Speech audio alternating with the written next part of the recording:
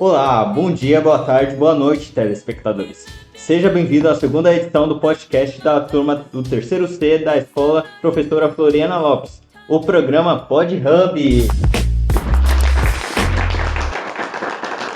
Calma, telespectadores. Está começando o programa de hoje. Eu sou o Kaique Carvalho.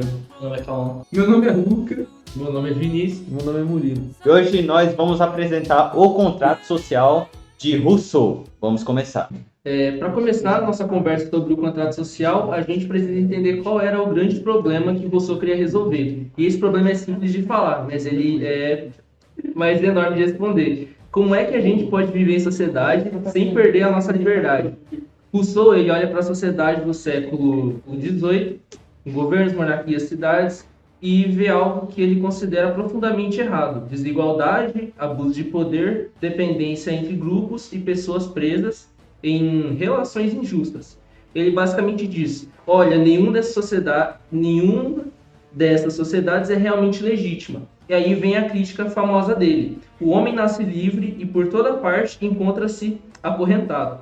Essa frase ela resume bem a indignação dele. Para Rousseau, o ser humano ele nasce com liberdade natural, mas conforme entra na vida social, ele acaba perdendo essa liberdade para regras injustas, autoridade sem legitimidade e estruturas que só favorecem alguns. E então, o ponto se a sociedade existe, ela precisa ser repensada. Ela não pode continuar baseada na força, no privilégio ou na desigualdade. É desse desafio que nasce a ideia de contrato social.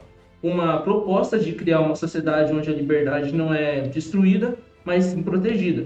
Uma sociedade que seja legítima porque nasce da vontade de todos e não da imposição de poucos. Ou seja, Rousseau está tentando, responder à pergunta que guia todo o livro. Como construir uma vida coletiva que preserve a liberdade humana? Esse é o ponto de partida de toda a teoria dele.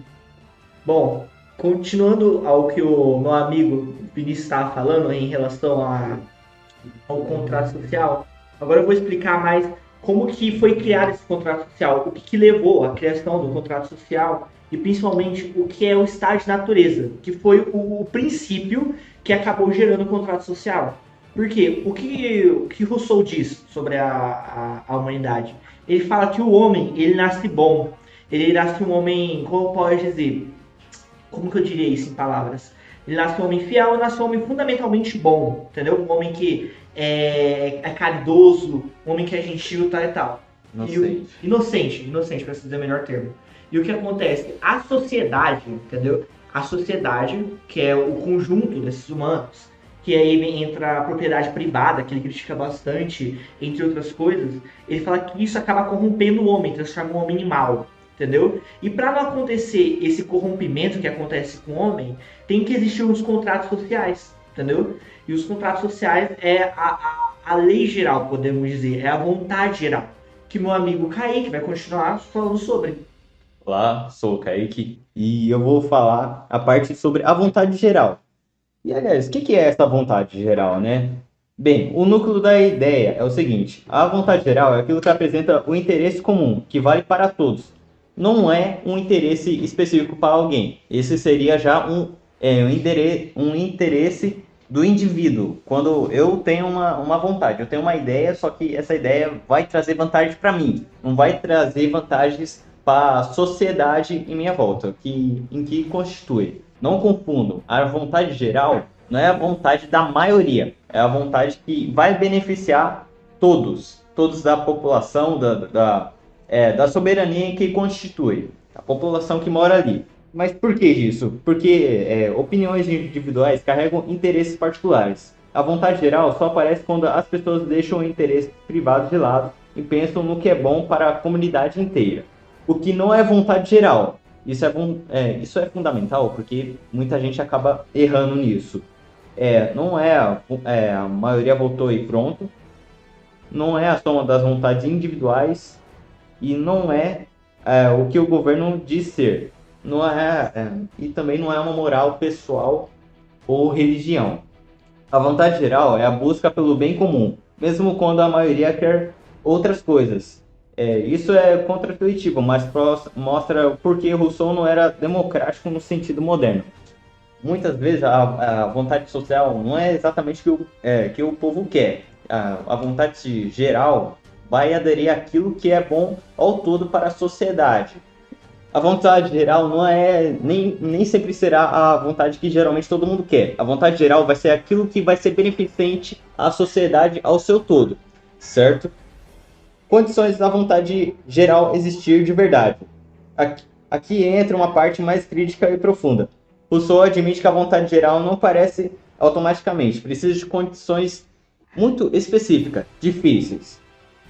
Pouca desigualdade econômica, costumes compartilhados, comunidade relativamente pequena, participação direta dos cidadãos, ausência de facções, partidos ou grupos de interesse. Ou seja, para ter veridicamente o que o Rousseau expõe em seu trabalho, não é tão bem aplicável assim. Condições muito específicas. Não pode ter facções, não pode ter partidos de interesse, grupos conspiracionistas ou qualquer coisa do tipo. Então, não pode nem mesmo ser uma sociedade grande, como por exemplo no Brasil, que é tamanho continentais. É praticamente inaplicável isso. Isso torna muito difícil se aplicar essa metodologia de Estado aos padrões de Rousseau. O perigo e a crítica moderna. Bom apresentar e mostrar a crítica também.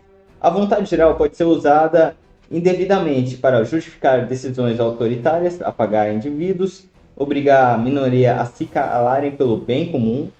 Por isso, alguns pensadores veem Rousseau como inspirador de regimes totalitários.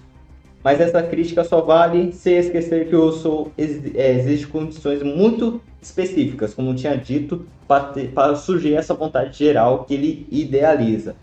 Exemplos contemporâneos, exemplos simples para apresentar aqui. A lei que vem a obrigação a vacinação em pandemia. Não é a vontade de maioria, e sim uma medida necessária para proteger o coletivo. Ou seja, isso vem naquilo que eu tinha falado. Muitas vezes a ação, a vontade geral, muitas das vezes não vai ser daquilo que a maioria vai querer, mas sim para o que vai contribuir para a sociedade. Esse é um ótimo exemplo. Algum outro exemplo? Impostos universais não favorecem ninguém em especial, existe para manter os bens públicos. Esses exemplos foram como a vontade geral funciona na prática moderna. O meu nome é Murilo, né? Vou falar um pouquinho sobre, para Rousseau, a liberdade e a cidadania. A liberdade para ele, na segunda parte do livro, né? Rousseau explica que a verdadeira liberdade só existe quando a pessoa obedece às leis que ela mesma ajudou a criar. Ou seja, ser livre não é fazer tudo o que quiser. Ser livre é viver sob leis justas que foram feitas pela vontade geral. O interesse de todos não tem de grupo específico. Para Rousseau, quando alguém participa da criação das leis, essa pessoa obedece à sua própria vontade. E isso é o que garante liberdade. A cidadania, para ele, para Rousseau, o ser cidadão, né, significa participar da vida política na comunidade. Também para criar e decidir as leis junto com os outros cidadãos. E pensar no bem comum, não apenas no interesse pessoal. O cidadão não é só alguém que vive no país, é alguém que atua, que tem deveres e direitos, e que contribui para o coletivo, para a cidadania toda, para o cidadão.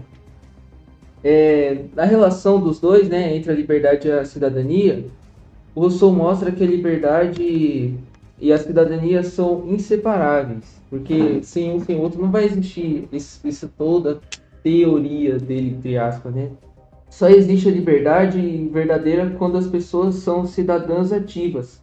E só existe cidadania de fato quando todos têm a liberdade para participar da criação das leis. Assim, a sociedade funciona quando cada indivíduo abre mão de parte da sua liberdade individual para ganhar uma liberdade civil maior, protegida pela lei, que eles mesmo queriam participar para criar a lei.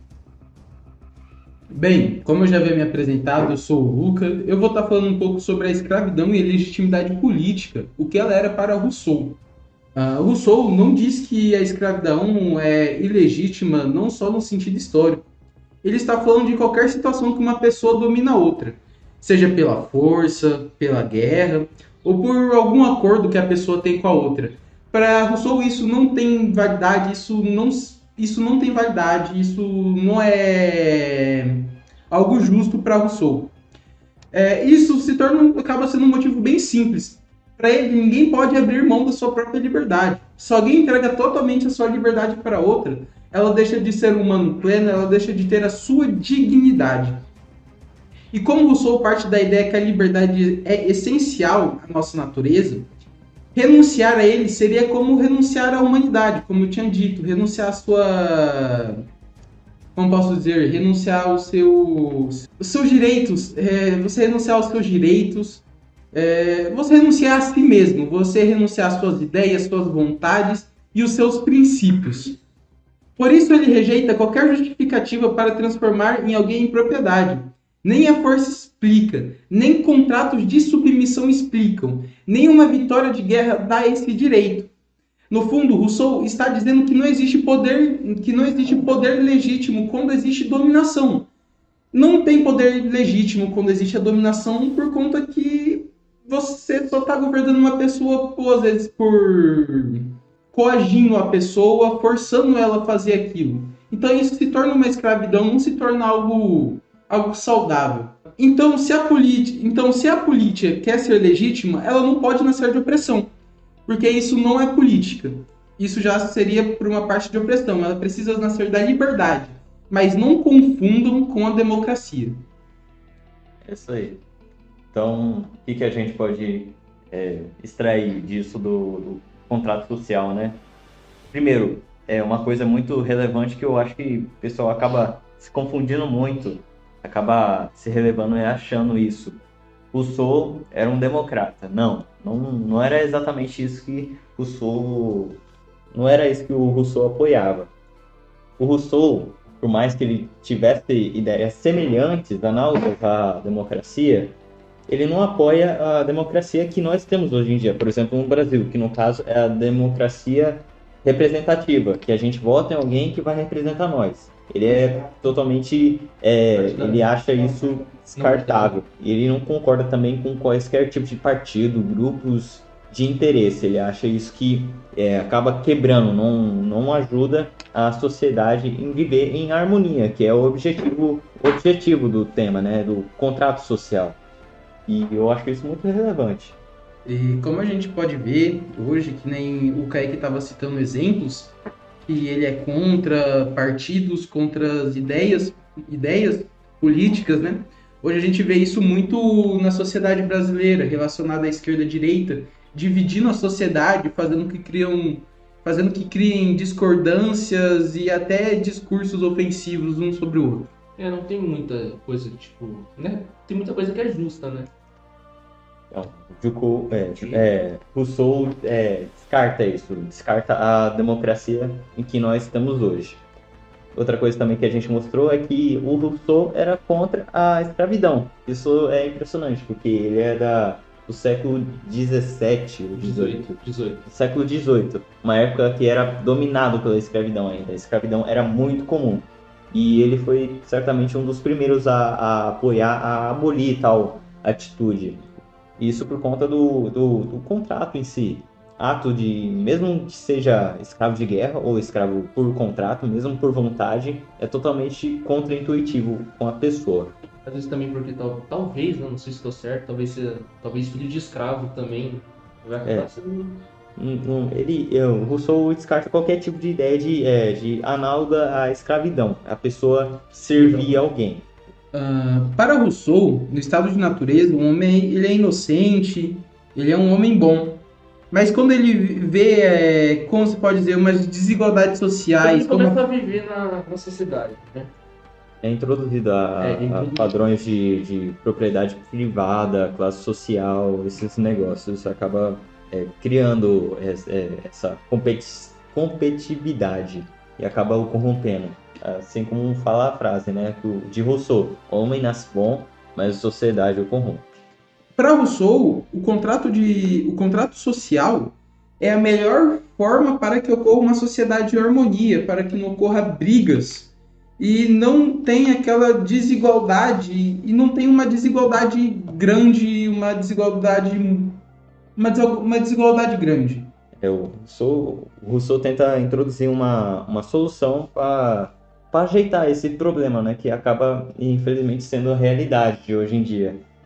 Infelizmente, por conta desse princípio, né, do capitalismo, acaba que do capitalismo e da sociedade atual, acaba que há uma desigualdade, gera desigualdade. As pessoas não têm a mesma oportunidade que as outras por conta dos bens que elas têm, não pelo seu intelecto, infelizmente. Bem, isso é tudo que a gente tinha que falar sobre o contrato social de Rousseau. Agradeço a atenção de todos, mas infelizmente o programa vai ficando por aqui. Calma, pessoal, calma. Eu sei que é uma tristeza que esse programa maravilhoso está acabando, mas é a vida. As coisas são assim. Infelizmente, né, pessoal? Pelo menos a gente teve uma segunda edição de nós aqui estar reunindo para gravar um podcast. Realmente Tudo que muito... é bom dura pouco. Infelizmente, mano.